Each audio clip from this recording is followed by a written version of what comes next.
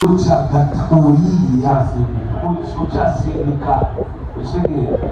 why it's ones who told me, we have just, I think, 3 or 4 minutes to wrap up. I don't know, at time might not allow us to open the floor to the members of the press, but let me just the last 2 questions. These are purely about government policy. This year we saw government's commitment to the creative sector. Government gave us 66 billion in the national budget, which was a good thing for the industry. Now, this situation is very when God is so close to the corridor of power, maybe you can give us an update on where that money is, how can the artists access that money. Secondly, when we were entering the year 2025, the president announced that he had one day Chigabo, the copyright management system.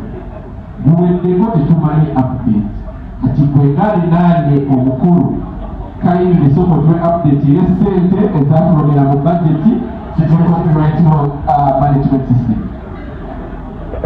Kansoka ku kyebayita ekyo mukyemuita copyright management system. Ebintu omuntu abayo nabibagamba omuyimbi oyo ayogera ebintu byatategeera.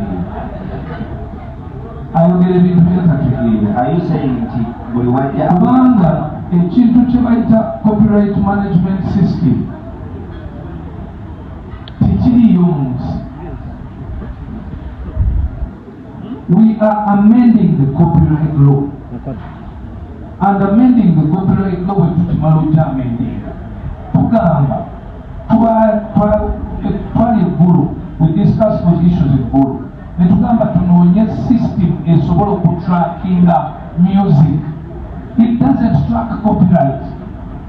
The technology only tracks your music to see where did your song play, how many times it played, and can you get paid this much. So those two things are totally different.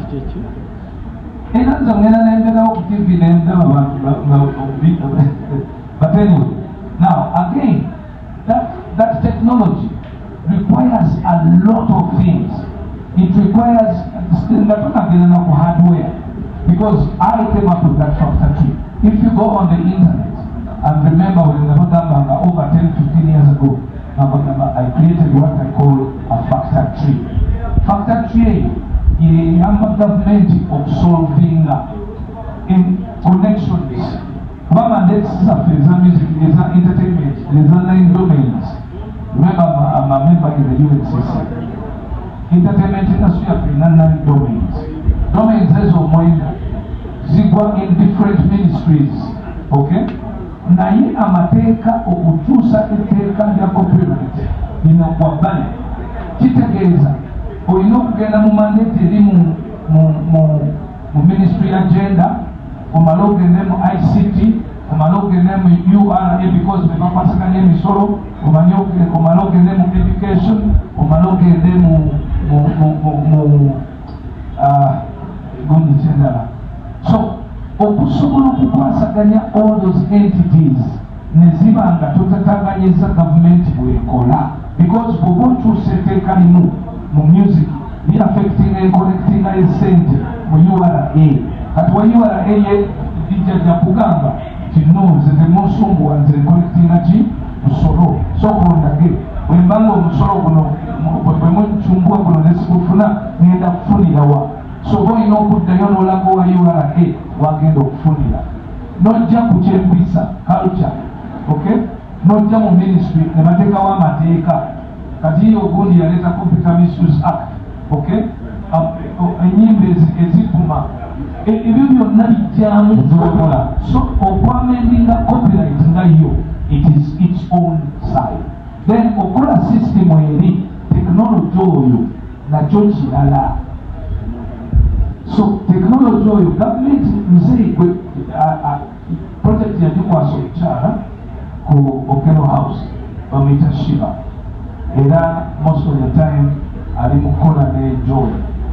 I personally nali nina akalulu kakwe yoke nkwate nende mu office aho bakkiriza tekewo kamera bawe factor tree yange nga bwe nali giyiza because gavumenti okuteeka ekintu mu nkola just kwe kyewetaaga kugiraga waweefunira is abantu baayo banaafunirawa n'emisolo gyenafuna.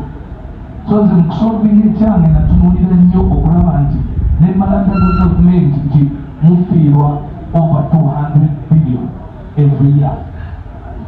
They will jump in.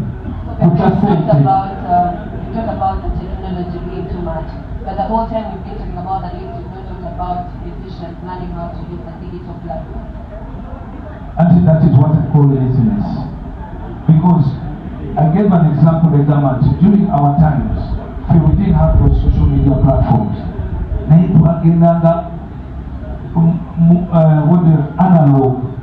Nobanga okutwala oluyimba eggulu olutwalayo olinya tax n'otwala physical analog audio.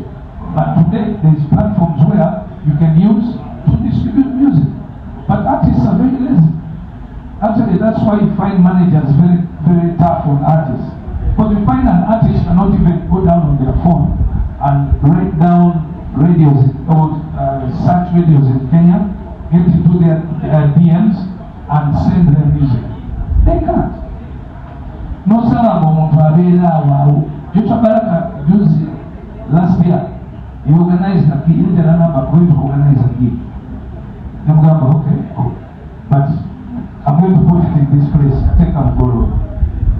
Nandaga app. Yachinganga kusawa nyaku macha. Try to shoot in a video.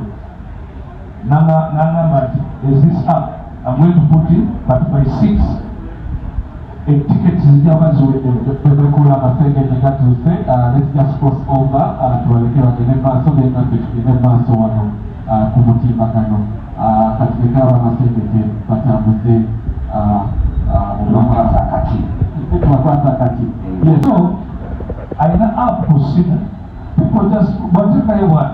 Today I'll be hosting a concert this place. Guys just book and say but most of the time when I some gigs abana batoze bako no gamba yini nenonga sajira bikowe batiranga na engejjudde osegedde. So young artists are not being creative enough or hardworking enough. Okuba nti ate ebintu ebiri naye tebabikola ki, they're not using them. So you find that that is what some of the main reasons why they are sliding backwards. Ekisembayo ekyasente kabakabye nebasoma mu bajeti omuyimbi zimutuukako ziti esente tensobugamba nti esente ezo si z'abayimbi bokka. Esente ezo zirina okuba nga zigwa mu 9 domains. Domain ey'abayimbi, domain ey'abanamizannyo, domain ey'abakubi b'ebifaananyi oba kitegeera. Kakati bwe ziba nga z'abayimbi bokka, it depends on zaasabibwa zitya. Zaasabibwa nga zaakuwa abayimbi mu sakozi abayimbi zibatuukeko kinnoomu oba zaasabibwa kukola projects z'abayimbi. So at the moment Ministry of Gender yafuna sente ezo neziteeka nawulidde ba architects bakayana ba promoters kuba nabo balina okufunako ku sente ezo. Ministry is take up yesterday I hear oba ku